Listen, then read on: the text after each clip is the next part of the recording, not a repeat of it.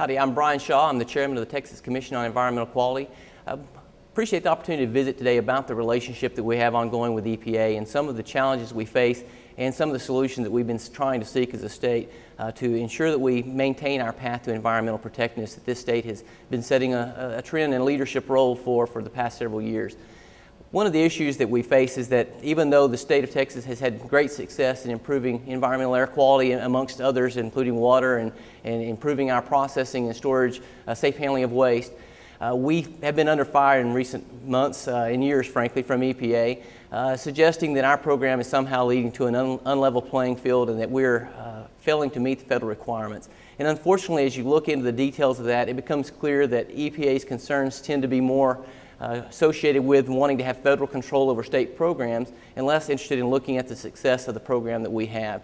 For example, you look at some of the air quality concerns that we've been trying to address across the state. We've had success that arguably should hold us up as a leader and suggest to EPA that perhaps there's some good things going on in the state of Texas that could be expanded to other states across the nation. For example, with our flexible permit program and our reasonable scientific-based regulatory programs that allow good science to be considered, that allow the law to be followed, and common sense to incentivize new regulatory approaches that lead to reductions, we've had great success. For example, from the years 2000 to 2009, we've led the nation in reduction of ozone across the state.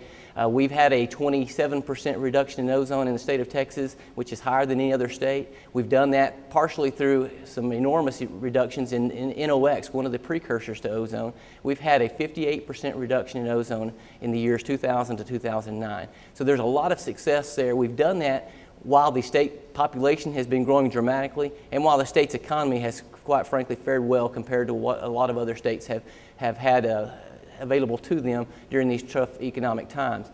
And so some at EPA would suggest that we've been playing with an unlevel playing field that's allowed us to economically succeed. But if you look at the environmental successes we have, clearly there's more to that.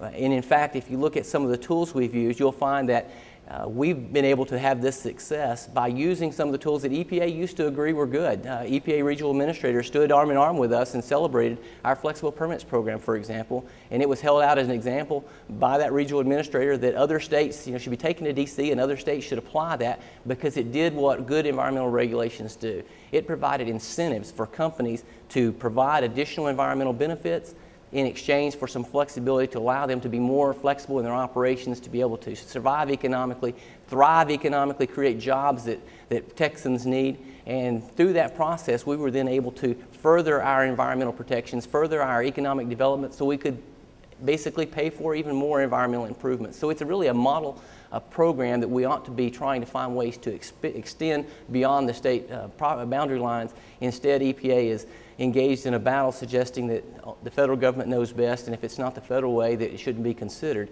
And the challenge that I have with that is not only is it poor policy to move this direction, but it's going to result in environmental damage and loss of jobs and flexibility in the state of Texas.